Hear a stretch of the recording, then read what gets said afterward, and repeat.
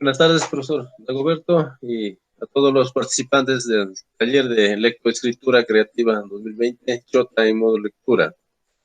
Promueve la Municipalidad Provincial de Chota. En primer lugar, bienvenidos, y tenemos el pensamiento de esta clase, como es el libro: es fuerza, es valor, es fuerza, es alimento, antorcha del pensamiento y manantial del amor. Pensamiento que pertenece a Rubén Darío. Bueno, como es conocido, Rubén Darío es uno de los fundadores del modernismo y es la única escuela latinoamericana de la literatura española, ¿no?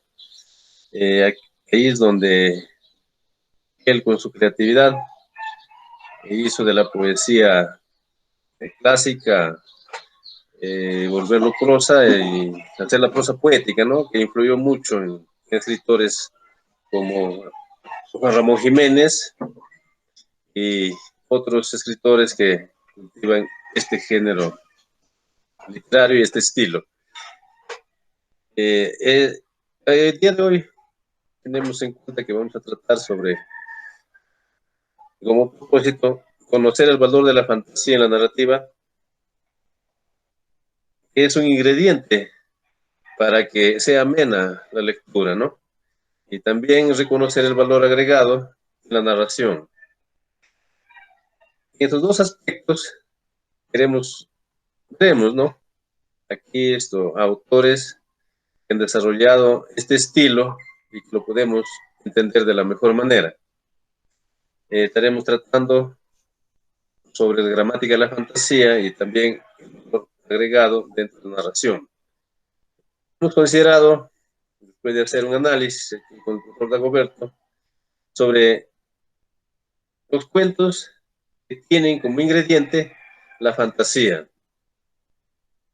Ustedes esperamos de que sus opiniones, porque suponemos de que han leído cuentos del Teulino, e incluso el Ministerio de Educación lo ha publicado en sus textos.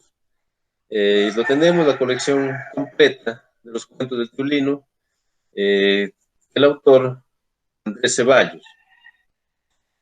También sabemos de que hay muchos autores que han tratado sobre estos cuentos del Teulino y lo han narrado de diferente manera, como Mario Florián y otros más, pero el quien lo ha narrado con una forma excelente, se podría decir, es Andrés Ceballos. El Teulino es un personaje recreado en Contumaxano, en este lugar donde también nació el famoso poeta Mario Florián. De él tenemos cuentos para compartir con ustedes, y luego tendremos a uno de los famosos escritores italianos, autor de la gramática de la fantasía, como es Gianni Rodari, donde hace entender los cuentos, cada cuento con 3 finales, y de acuerdo al lector elige su final. Luego también recrearemos a uno de los cuentistas clásicos, como es Idris Shah, que es de ascendencia oriental, con los cuentos de Nasruddin. También sumamente fantástico y menos para ser leídos, aparte de que son cuentos cortos.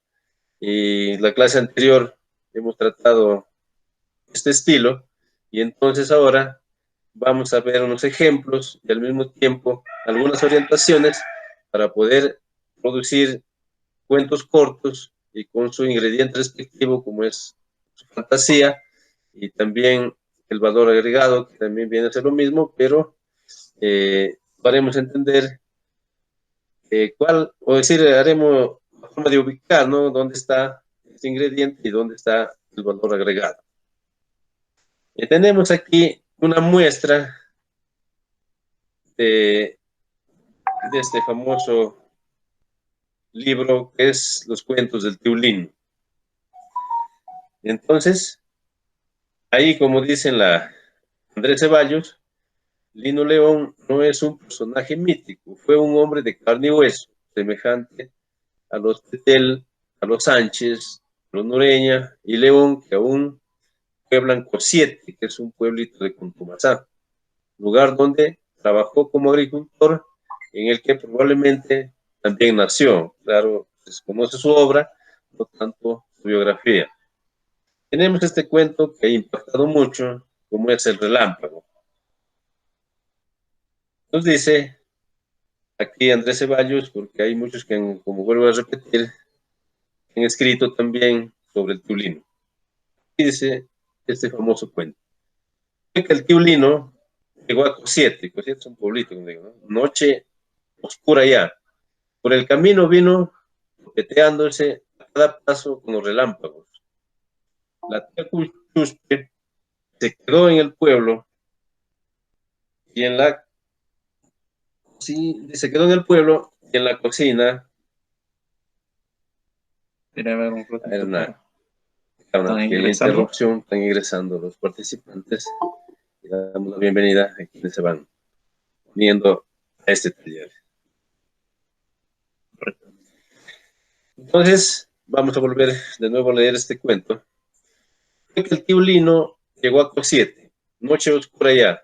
Por el camino vino topeteándose a cada paso con los relámpagos. La tía Chuspe se quedó en el pueblo y en la cocina no había ni rescoldo para prender la mecha, tender la cama y acomodar el cuarto que estaba negro retinto. ¿Qué hago? Dijo, pensó, ahí mismo, ajá. Abrió la puerta de par en par, se puso detrás a esperar y cuando entró la luz del relámpago, ¡paz! Lo cerró con fuerza para que no salga. Ahí quedó alumbrando hasta que el tío arregló todo y cuando ya quiso meterse a su cama, abrió la puerta y ¡das! Escapó la luz. Miren esa fantasía que nos ofrece el tío Lino y con la destreza de Andrés Ceballos,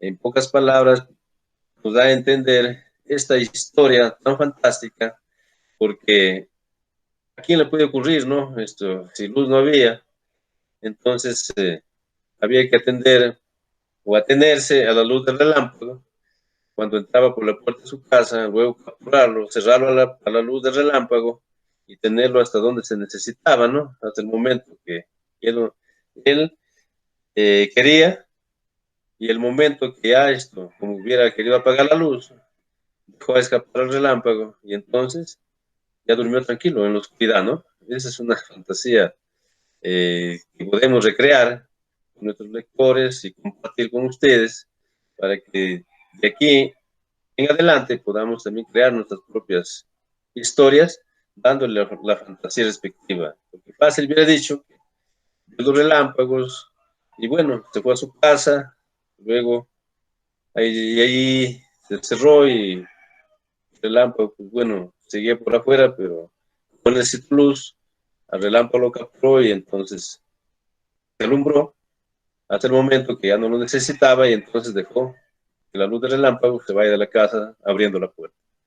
Miren esa fantasía que le pone aquí la inspiración de Lino León y con la forma recreativa que le da Andrés Ceballos. Tenemos otro cuento, y bueno, como habíamos aquí tratado con el profesor Dagoberto, si algún participante sería el quien lo podía leer este cuento, para nosotros compartir así tanto la lectura como alguna orientación sobre esta fantasía. Profesor Dagoberto. Así es, a ver, alguien de la sala que pueda leer este cuento.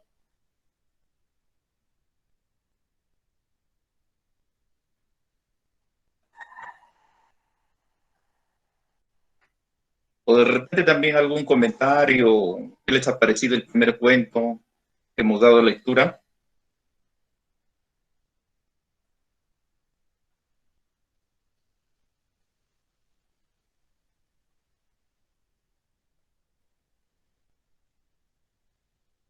A ver si participamos.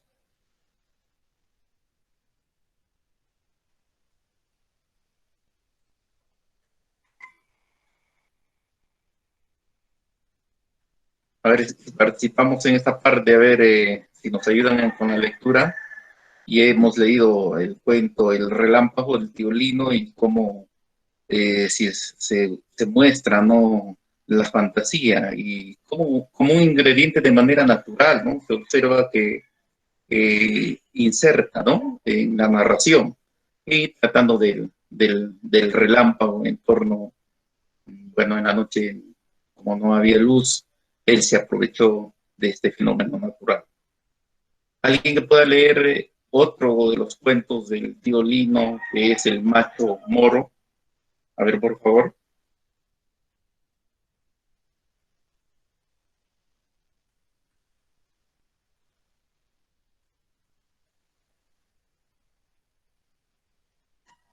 En todo caso, a ver, seguimos con la lectura. Claro, este cuento se titula El macho moro. Otro aspecto de estos cuentos es que están escritos de acuerdo a cómo se habla, ¿no? No está con la gramática respectiva, que de repente se vea como error lo que está escrito, sino este es un cuento transcrito tal como se hablaba o se habla en estos pueblos, como fue allá también en Cosiete, un pueblito de Contumasá.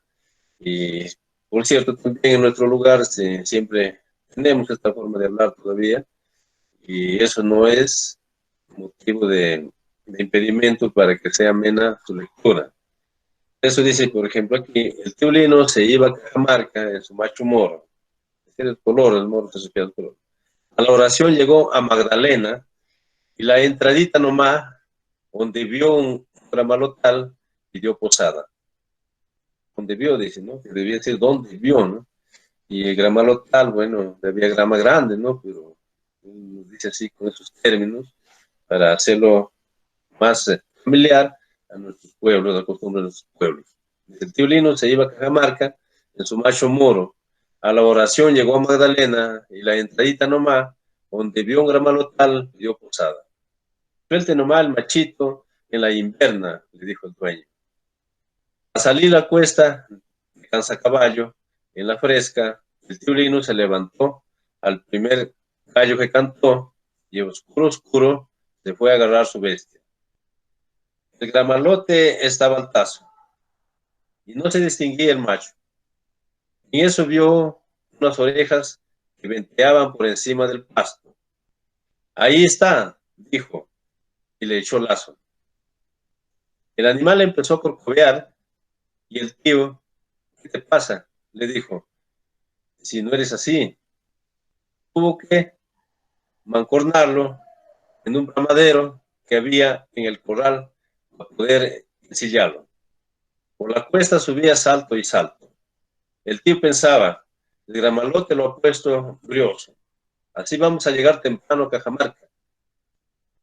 Pasaron por Llamas y por San Cristóbal, oscuro todavía. Pero cuando estuvieron para voltear el cumbe, empezó a clarear el día. Y entonces fijó que no era su macho, sino un conejazo. Miren esa comparación, esa forma fantástica que tiene este cuento, que no necesita tener más renglones para ser ameno y para ser un cuento completo. Aquí dice la historia que el tío Lino, como antes se usaba la arriería, para darse a caballo o en cualquier asémila de un pueblo a otro. Por eso es que dice el tío Lino se iba a Cajamarca en su macho moro, es decir, el color, ¿no? El moro se refiere al color. A la oración llegó a Magdalena, que es un pueblo que está de paso, y la entradita nomás, donde vio un gramalotal, pidió posada, donde vio pasto para su macho, pidió la posada. Por eso que y también el dueño le trató de buena manera y le dijo que también lo vio mucho y vio que el macho podía amarrar ahí en la inverna, ¿no? Donde el pasto abunda. Para salir la cuesta de Cansacaballo, quiere decir que es una cuesta empinada, ¿no? Para que los caballos se cansen. En la fresca, porque se salían los arrieros en horas tempranas de la mañana, no se veía bien lo que se encontraba cerca, ¿no? El tío Lino se levantó al primer canto de gallo, como quiere decir, ¿no? Pero dice, el primer gallo que cantó, y oscuro, oscuro, o sea, oscuro oscuro, oscuro, quiere decir todavía no alumbraba el día. Se fue a agarrar su bestia. El gramalote estaba al paso, ¿no? Se quiere decir que el gramalote estaba por encima de cualquier animal que estaba amarrado, se lo ocultaba, ¿no? Y no se distinguía el macho. En eso vio unas orejas que venteaban por encima del pasto. Ahí está, dijo, y le echó lazo. El animal empezó a corcovear y el tío, ¿qué te pasa? Le dijo, no eras así, que como su macho era tan manso, pero bueno, esta vez estaba un poco curioso. Tuvo que mancornarlo en un bramadero era una piedra, ¿no? Una piedra donde se amarraba el ganado, cualquier sémila, servía de estaca también, pero esa era una piedra, ¿no? Que había en el corral para poderse ensillarlo. Claro, tenía que amarrarlo para que se deje poner los áperos, que le llaman, ¿no? La cuesta subía salto y salto, ahí miren para ver, el macho no puede andar salto y salto, ¿no? Pero ahí hay más o menos una relación de qué se trataba, ¿no? El tío pensaba, el gramalote lo ha puesto brioso, o sea, la mucha hierba lo ha puesto brioso, y así vamos a llegar temprano a Cajamarca porque avanzaba más, ¿no? Pasaron por Llamos, un pueblo, y por San Cristóbal también, todavía oscuro, ¿no? Pero cuando estuvieron para voltear el cumbe, empezó a clarear el día, y entonces fijó que no era su macho, sino un conejazo. Y la relación que hay con las orejas que se vio tras del gramalote, ¿no? Y que también el caminar no es propio de las acémilas ir saltando, sino también es una cualidad del conejo, ¿no? Miren esa relación que hay de un,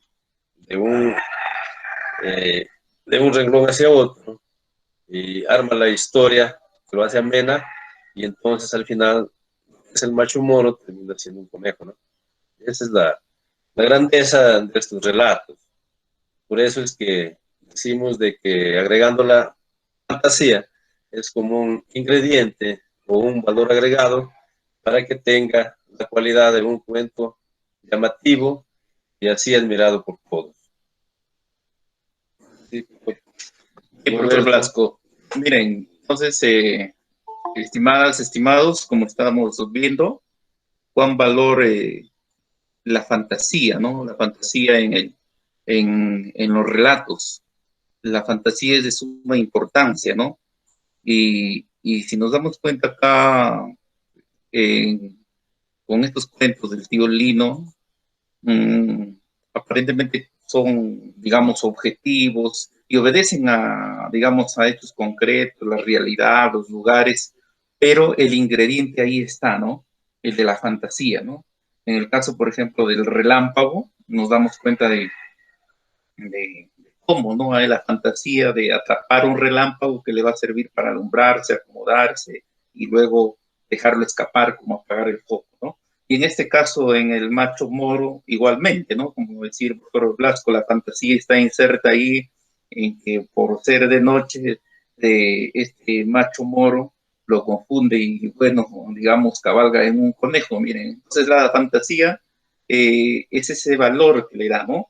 Aparte que, bueno, estos cuentos están con un lenguaje coloquial o familiar o común o de la comunidad, ¿no? De nuestras comunidades. Entonces, de repente alguna participación, algún comentario hasta esta parte, ¿qué les parece estos cuentos del tío Lino? ¿Lo han escuchado? ¿O es primera vez? Y a los estudiantes también les llama la atención estos cuentos, ¿no? Estos cuentos es a veces para empezar una clase o desarrollar algún tema. ¿Alguna participación, estimadas, estimados? Estudiantes, profesores, padres de familia que están participando. Los escuchamos.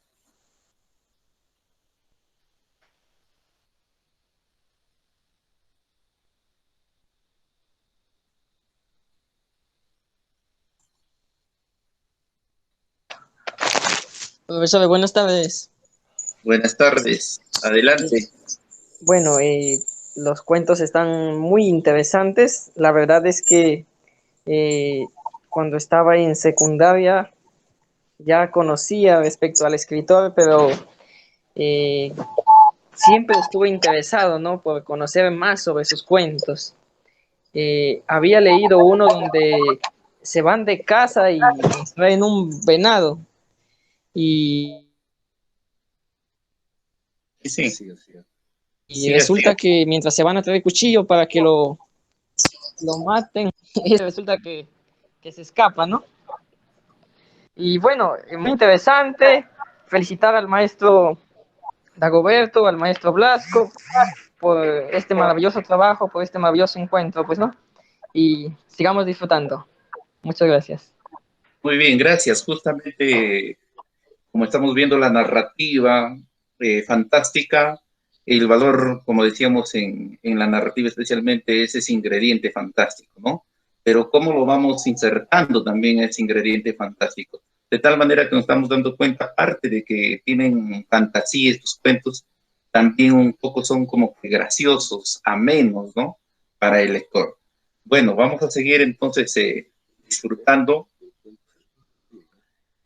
Vamos a ubicar, tenemos varios cuentos, lo hemos escaneado y bueno, vamos a ubicar los cuentos y seguir yendo. Más bien de repente ustedes pueden interactuar resaltando algún aspecto que les llamó la atención y el cuento que mencionaba también está acá en esta colección de cuentos que lo vamos a ir revisando.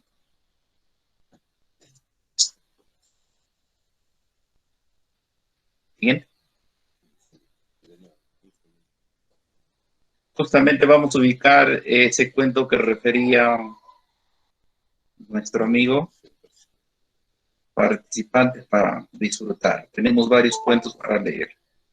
A ver si lo ubicamos. Ubicamos. Acá está justo el venado herido. Más bien, de repente, si alguien nos ayuda en la lectura, sería importante para hacerlo interactivo.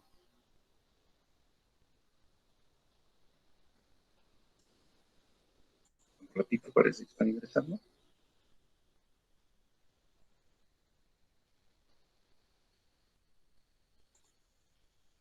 Para alguien que nos pueda ayudar en esta lectura justo para recrear este cuento y ver la fantasía, ¿no? El venado herido.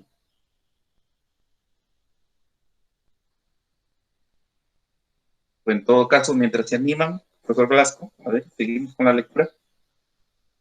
A ver, nos hace recordar el participante de este cuento. Todos los cuentos son hermosos, son cuentos bien trabajados y tienen la fantasía respectiva todos. Aquí nos hacía recordar el venado herido.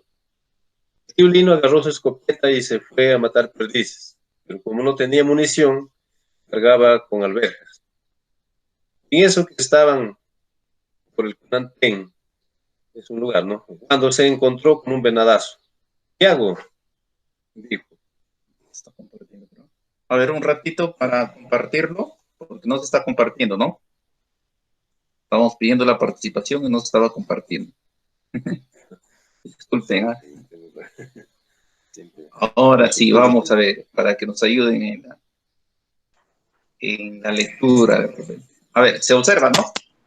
Sí, sí se aprecia. Ya, ahora sí, de repente alguien que se anime a leer.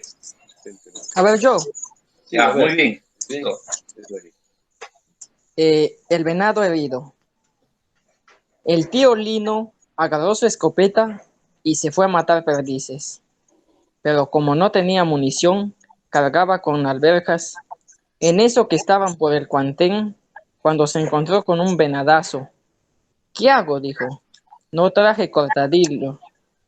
Y el venado, ahí como si nada, pateando el suelo. Espérate, le dijo. Y le aventó un tiro por si acaso. El venado dio un brinco y se fue saltando, levantada su cola blanca. Después de un tiempo, un día el tío se iba por leña cuando vio una chacra de alberjas floreando en el potrero. ¿Quién habrá sembrado aquí? Dijo. Y se acercó para ver si ya habían alberjas verdes. Cuando das, se levantó la chacra y se fue brincando como venado. ¿Qué te parece? A ver, mi estimado ahí. ¿Qué te llama la atención de este cuento? La gran creatividad que tiene para personificar, ¿no?, las cosas, para, como usted mismo dice, para enlazar la fantasía y hacer pues todo ese realismo, algo como el señor García Márquez, ¿no?, con ese realismo mágico, como se le llama al estilo de él, pues, ¿no? Pero en este caso, pues, lo vemos un propio de un lenguaje sencillo, coloquial, y que, digamos, puede que a cualquier lector que se inicien, se aventuren en estos cuentos, pues le va a parecer familiares por el lenguaje que utiliza. Muy bien. Muy bien, nos alegra bastante que los participantes ya vienen formando parte de nuestro taller y nos conmueve de sobremanera que nos ayuden a recrear esta fantasía de Teulino con estos cuentos. Por ejemplo, el venado herido, y al costado está la imagen de la alberja, ya que había crecido en el venado y que el venado se fue como chacra, se fue por el monte, ¿no? Es una fantasía verdaderamente para sorprendernos y también para hacer ameno los momentos y recrear esta literatura tan fantástica. Seguimos, maestro, entonces con la lectura de otros cuentos del tío Lino y disfrutando de esta fantasía y cómo esta fantasía llega a ser verosímil, creíble, ¿no? Por la forma de narrar. ¿Cuál? Seguimos con la lectura. El Toro de Manchay creo que es uno de los cuentos también muy llamativo, que a los alumnos les sorprende, ¿no? Y al mismo tiempo les da la amenidad respectiva. Seguimos, sí, lo es más. Seguimos.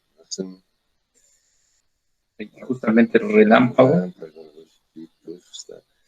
Ahí tenemos el macho moro, luego tendremos el joropo, tenemos el toro bravo y el río Manchay. Miren esta creatividad también fenomenal, ¿no?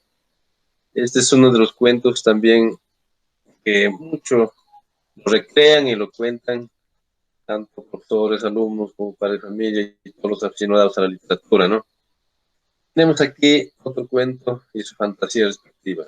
El toro bravo y el río Manchay. Que el tío Lino tuvo que ir a echar de menos, leer algún participante, o alguien de repente que nos ayude en la lectura, o en todo caso de repente la segunda lectura, ¿no? Claro, sí, pues. Fue que el tío Lino tuvo que ir a echar de menos su ganado que tenía en la jalca de Cascabamba. Cuando estaba en la pampa se topó con un torazo bravo que se le vino. Corrió el tío a la encañada del río Manchay, pero el toro que lo seguía corrió más, y el toro que lo quemaba. Ya no había por dónde escapar, porque las peñas se juntaban en el mismo sitio del río, se descolgaban formando un chorrazo. Viéndose perdido, dijo: ay, Taitito San Mateo, aquí se me mató este. ¿Qué hago? Y ahí nomás le vino la idea. Se encaramó al chorro como si fuera soga y trepó rápido pensando: ya lo regué. Cuando acabó de subir, se asomó al precipicio a mirarlo y vio que el toro también subía paseando por el chorro. Ajá, dijo, espérate. Y ahí nomás, de dos machetazos, cruzó el chorro, que se fue guarda abajo, con toro y todo, ¿no? Y esa fantasía del tío Lino, ¿no? Una cosa fuera de lo común, pero que con realidades que se ven, ¿no? Pero que ese ingrediente, ese valor agregado que le da a sus cuentos, no se encuentra en cualquier literatura, como decía el joven, el realismo mágico, ¿no?, que recrea el famoso García Márquez. También lo hemos tenido por acá cerca, sino que el problema es cómo narrarlo, ¿no? Cómo darle esa vida a nuestras narraciones, a nuestras historias. Así, y de hecho, justamente vemos acá, como decía antes, aparte de que tienen fantasía, tienen amenidad, ¿no? Estos cuentos, como que también son ocurrentes, ¿no? Pero esa ocurrencia dentro, digamos, entre comillas, de la fantasía, tiene lógica, ¿no? O se ve como una lógica, ¿no? Y la literatura justo es para eso, ¿no? Para imaginar, inventar, y estamos, por ejemplo, con estos cuentos evidenciando esa narrativa corta, ya que se ha ido practicando, esa mini ficción que ahora está en boga, ¿no?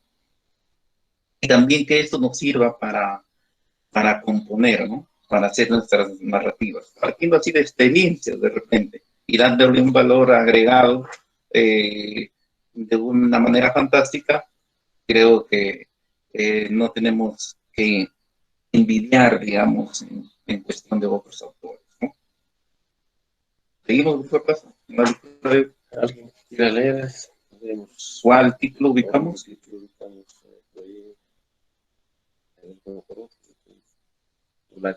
La chancaca para Chicha. Ahora vamos a ver desde un inicio Claro, para ver cuál y cuál seleccionamos en esta lectura. ¿Esto también? Para hacer que Navidad. ¿También? Sí. A ver, si alguien se anima de los de la sala para leer este cuento, Los Pavos, bien del tío Lino, para que la lectura sea compartida. ¿Lo leo yo? Muy bien. Adelante. Los Gracias. pavos. La tía Chuspe había criado sus pavos y quería venderlos a buen precio en Ascope, que está a 30 leguas abajo en el Valle Chicama. Como eran hartos, el tío se puso a pensar cómo los iba a llevar sin padecer mucho.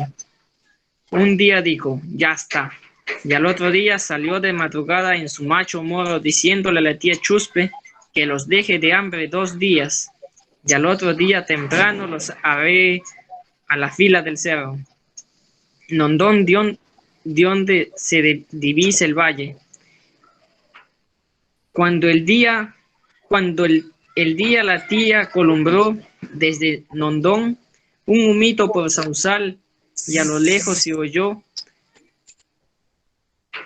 el tío Lino llamando a los pavos, tué, tué, tué, igualito como cuando le botaba grano en el patio de la casa. Los pavos se quedaron oyéndolo, golgolearon y entonces la tía Chuspe los arreó al precipicio. Ahí nomás agarraron vuelo en parvada y su sombra corría por el campo como de nube.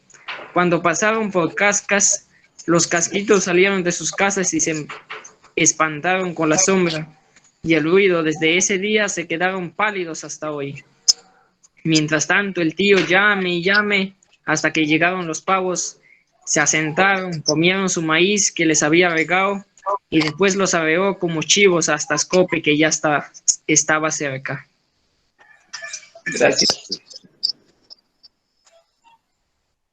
Gracias por su lectura esta. Como ven, todos sus cuentos tienen sus ingredientes y volvemos a repetir su fantasía. Aquí la tía Chuspe era la esposa de tío Lino, ¿no? Ascope son lugares cercanos a Catamarca, pues, están en La Libertad, ¿no? Pero cómo tenía la idea para ir, para llevar los pavos a la venta, ¿no? Porque tantos pavos no podía llevarlo, bueno, cogidos, o de repente en algún recipiente, ¿no? Pero él tenía para todo, tenía sus ideas y sus soluciones.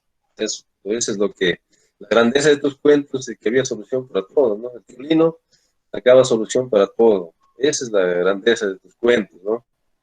Y luego, pues aquí, por ejemplo, el tío Lino tuvo esta idea para poder llevar los pavos y aparte que también hay algo de historia, de idiosincrasia, que los casquinos de cascas, ¿no? Dice, se quedaron asombrados hasta ahora. Bueno, no sonríen tanto porque se asombraron con esta nube, pero esa nube fueron los pavos, ¿no? Que pasaron por ese pueblo. Y entonces, son cosas naturales que nosotros conocemos, ¿no? Por ejemplo, conocemos los pavos, las gallinas, son animalitos familiares, domésticos que en familia se crían, y luego pues con eso podemos hacer nuestra fantasía y narrar nuestras historias. Vamos a leer otro tipo más pequeño, creo que el comerciante solo está por ahí. Con eso y pasamos. Sí, A ver, y ahí pasamos, falta el tiempo nos apremia, pasamos un poco de repente a compartir también cómo será la fantasía ya en este escritor italiano, Gianni Rodari, ¿no? Vamos a leer, a ver, ¿dónde está, maestro Peister? El comerciante de sogas, es otro interesante también. Y esto lo estaremos compartiendo en el grupo también para que ustedes disfruten de la lectura y tengan ingredientes, ¿no? Motivaciones para seguir escribiendo, inspirándose, ¿no? Hay bastantes cuentos. Nos pasaríamos toda la tarde leyendo, disfrutando. Acá está justo el negociante de sogas. A ver, algún participante pudiera dar lectura. El negocio de sogas.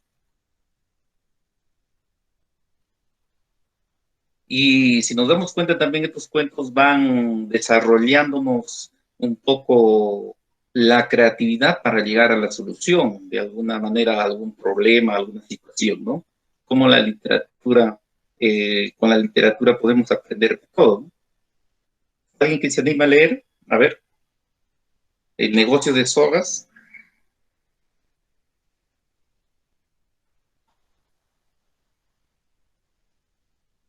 Ahí lo vemos al tío Lino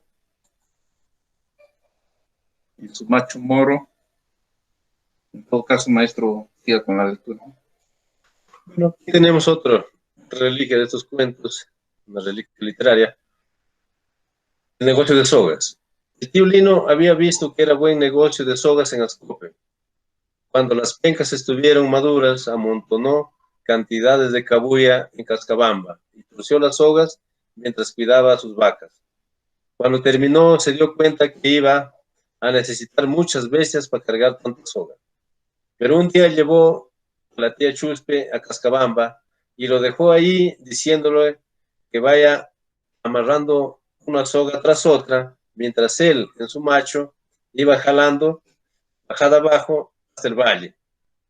A la entrada de Ascope se apeó y allí nomás comenzó a vender las sogas. Miren cómo había hecho su negocio, ¿no? Así como con los pavos, el tío Lino, para llegar con tantas sogas a Ascope, tuvo que pisar, como dicen las sogas, ¿no? Y bueno, uno iba en su pueblo pisando las sogas y él con su macho arrastrando y llegó hasta Ascope y allí nada más se envolvió las sogas para vender. Era una cosa impresionante. A medida que vendía, iba jalando otras sogas. Iba pisando las sogas en su pueblo, ¿no? Para ahí terminar con el negocio. Muy bien, entonces estos son unas muestras de esta literatura regional, ¿no? Y como nos damos cuenta, tienen un valor literario, ¿no? Literario y están dentro del breve narrar también. Ahora vamos a compartir también, vamos a compartir un cuento como muestra de Gianni Rodari, ¿no?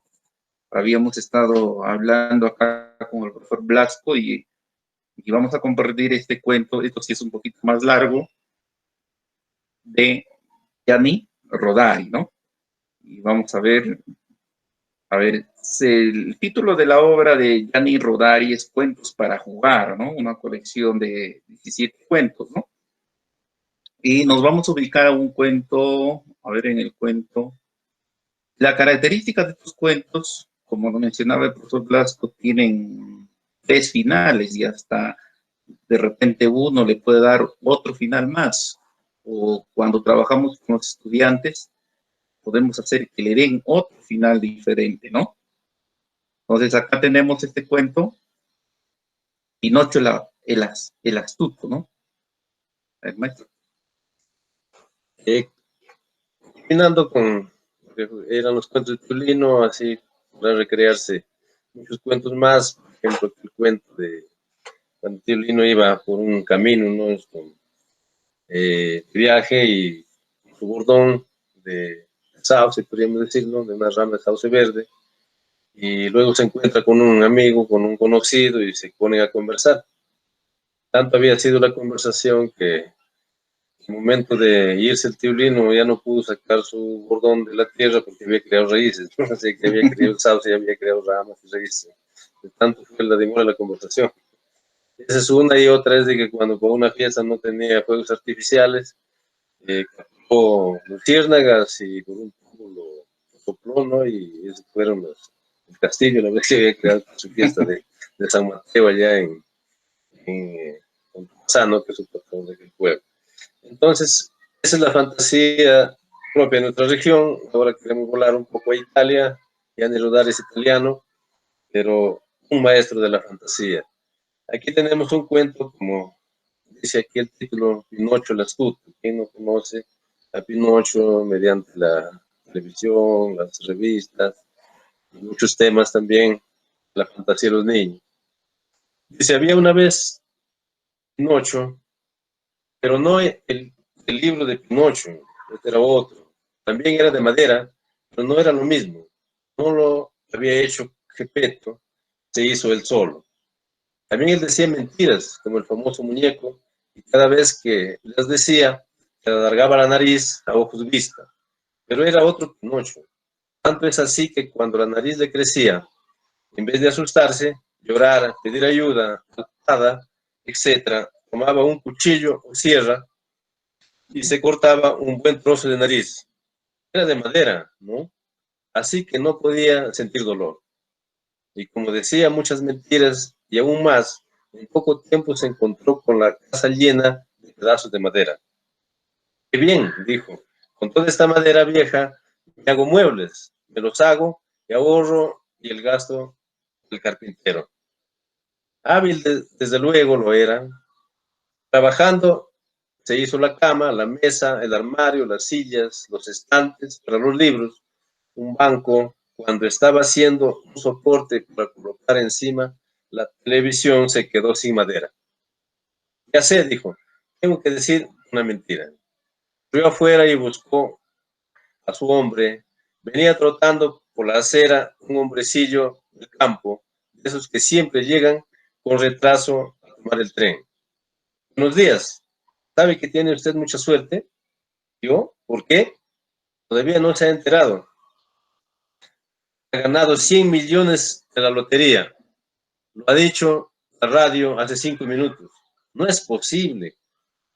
¿Cómo que no es posible? Perdone, ¿usted cómo se llama? Roberto Giungi. ¿Lo ve? La radio ha dado su nombre, Roberto Giungi. ¿Y en qué trabaja? Vendo embutidos, cuadernos y lámparas en San Giorgio de Arriba. Entonces, no cabe duda, es usted el ganador. 100 millones, le felicito efectivamente. Gracias, gracias. El señor Giungi no sabía si creérselo o no creérselo, pero estaba emocionadísimo y tuvo que entrar a un bar a beber un vaso de agua. Solo después de haber bebido, se acordó de que nunca había comprado billetes de lotería, así que tenía que tratarse de una equivocación. Pero ya Pinocho había vuelto a casa contento. La mentira le había alargado la nariz en la medida justa para hacer la última pata del soporte. Cerró, lavó, cepilló y terminado. Un soporte así, de comprarlo y pagarlo, habría costado buenas 20.000 liras. Buen ahorro. Cuando terminó de arreglar la casa, decidió dedicarse al comercio. Venderé madera y me haré rico. Y en efecto, era tan rápido para decir mentiras que en poco tiempo era dueño de un gran almacén con 100 obreros trabajando y 12 contables haciendo las cuentas. Se compró 4 automóviles y 2 autovías. Los autovías no le servían para ir de paseo, sino para transportar la madera. La enviaba incluso al extranjero, a Francia y a Burlandia. Y mentira va y mentira viene, la nariz no se cansaba de crecer. Pinocho cada vez se hacía más rico. En su almacén ya trabajaban 3.500 obreros y 420 contables haciendo las cuentas. Pero a fuerza de decir mentiras, se le agotaba la fantasía. Para encontrar una nueva, tenía que irse por ahí a escuchar las mentiras de los demás y copiarlas. Las de los grandes y las de los chicos. Pero eran mentiras de poca monta y solo hacían crecer la nariz unos cuantos centímetros de cada vez. Entonces, Pinocho decidió contratar a un sugeridor por un tanto al mes. El sugeridor pasaba 8 horas al día en su oficina pensando mentiras y escribiéndolas en hojas que luego entregaba al jefe. Diga que usted ha construido la cúpula de San Pedro. Diga que la ciudad de Polimpópoli tiene ruedas y puede pasearse por el campo. Diga que ha ido al Polo Norte, ha hecho un agujero y ha salido en el Polo Sur. El sugeridor ganaba bastante dinero, pero por la noche, a fuerza de inventar mentiras, le daba dolor de cabeza. Diga que el Monte Blanco es su tío, que los elefantes no duermen ni tumbados ni de pie, sino apoyados sobre la trompa. Que el río Po está cansado de lanzarse al Adriático y quiere arrojarse al Océano Índico. Pinocho, ahora que era rico y súper rico, ya no se cerraba solo la nariz, se lo hacían 2 obreros especializados con guantes blancos y con una sierra de oro. El patrón pagaba 2 veces a estos obreros, una por el trabajo que hacían y otra para que no dijeran nada. De vez en cuando la jornada había sido especialmente fructífera, también los invitaba un vaso de agua mineral. Este cuento no está concluido. Vienen 3 finales. A ver, por favor, Roberto, nos ayuda aquí con los finales de este autor para ver cuáles. Atentos a esos finales, estimados participantes, para ver, a ver, con cuál final ustedes se quedan, cuál final les llama más la atención. Y bueno, disfrutar, ¿no?, de estos finales. Como el tiempo nos apremia, a ver, vamos a leer ligeramente los finales y a ver su conclusión de ustedes esperamos. Ya, este final, por ejemplo, aquí termina, dice, un vaso de agua mineral. Bueno, entonces continuaría con el primer final, a ver, vamos a ver. Pinocho cada día enriquecía más, pero no creían que era avaro.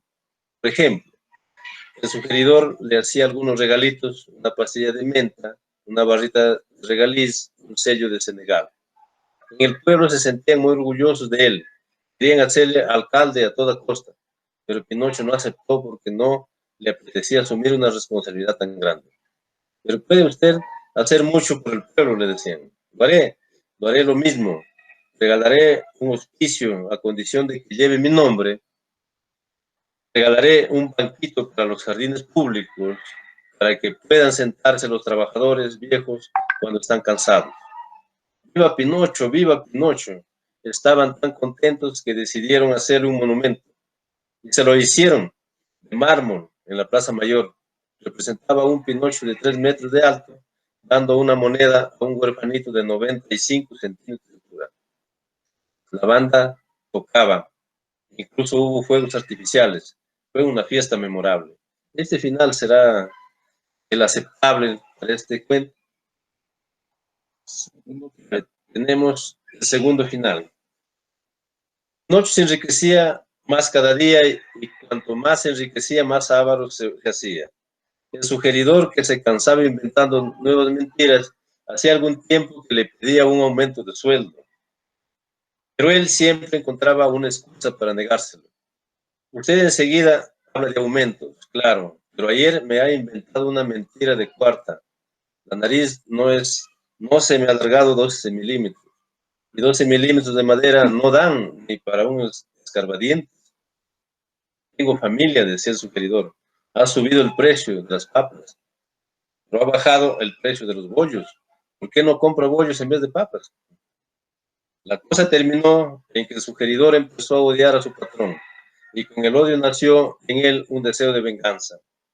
Vas a saber quién soy, farfullaba entre dientes, mientras garabateaba de mala gana las cuartillas cotidianas. Así fue como, casi sin darse cuenta, escribió en una de esas hojas el autor de las aventuras de Pinocho, Carlo Brody.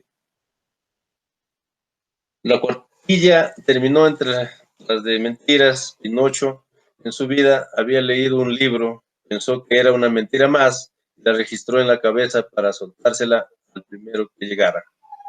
Así fue como por primera vez en su vida, y por pura ignorancia, dijo la verdad. Nada más decirla, toda la leña producida por sus mentiras se convirtió en polvo y serrín, y todas sus riquezas se volatizaron como si se las hubiera llevado el viento. Pinocho se encontró pobre en su vieja casa, sin muebles, sin ni siquiera un pañuelo para enjugarse las lágrimas.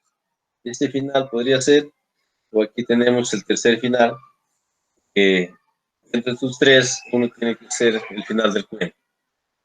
Pinocho se enriquecía más cada día y sin duda se habría convertido en el hombre más rico del mundo si no hubiera sido porque cayó por allí un hombrecillo que se las sabía todas. No solo eso, se las sabía todas y sabía que todas las riquezas de Pinocho se habrían desvanecido como el humo el día en que se viera obligado a decir la verdad. Señor Pinocho, esto y lo otro, ponga cuidado en no decir nunca la más mínima verdad, ni por equivocación. No se acabó lo que se daba, comprendido. Bien, bien, a propósito, ¿es suyo aquel chalet?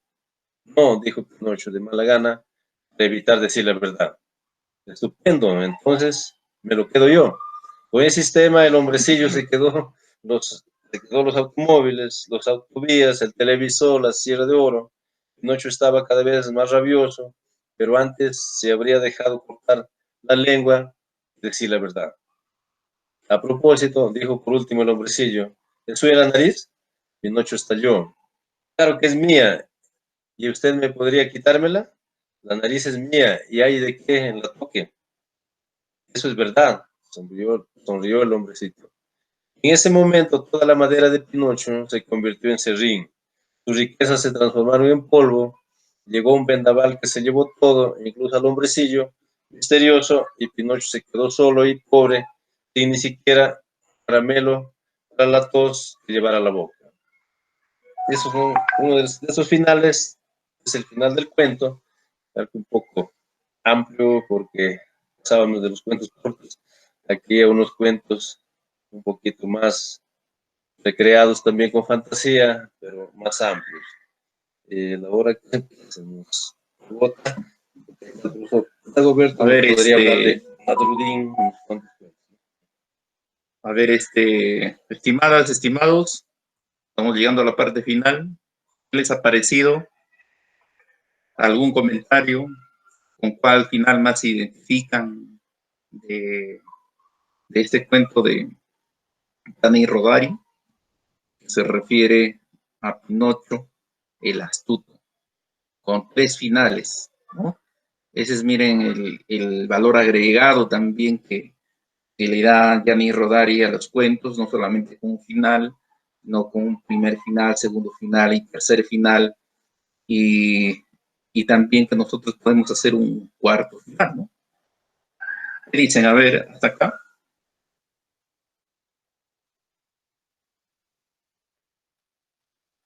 ¿Alguien, alguna consulta, participación?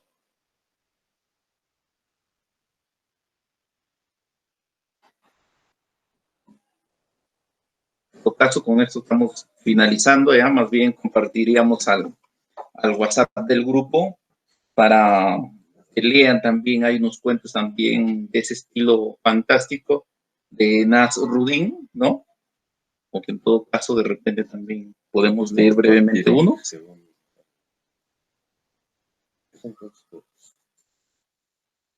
A ver,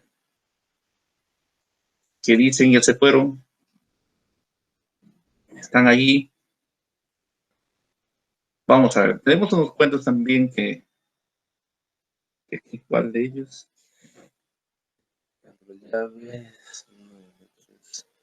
La mujer perfecta. El perfecto, las apariencias. ¿De dónde ir? ¿Cuál Los es? tres cuentos.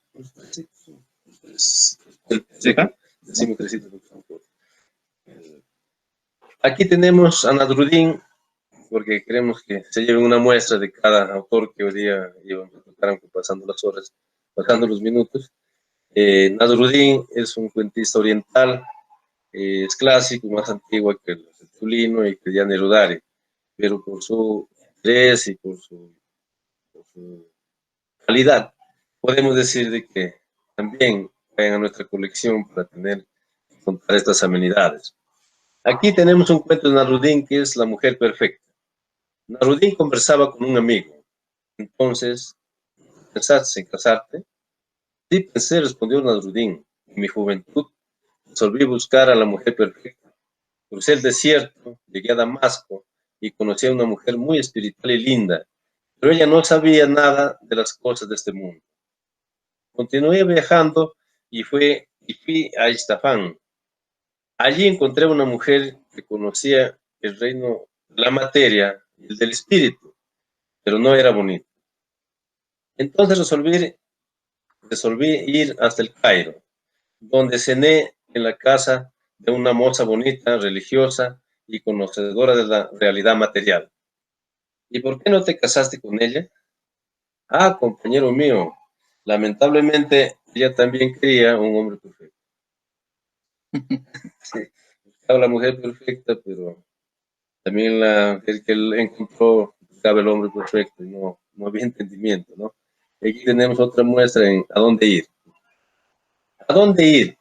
La gente preguntó al maestro Nasruddin, que mulá se dice, los maestros en Islam, la gente preguntó al mulá Nasruddin, ¿dónde debemos ir en una procesión fúnebre? ¿Al frente, en la parte trasera o al lado? Nasruddin contestó, no importa dónde vayas, mientras no vayas dentro del ataúd. Puedes ir acompañando a un funeral en cualquier lugar, pero menos dentro del ataúd.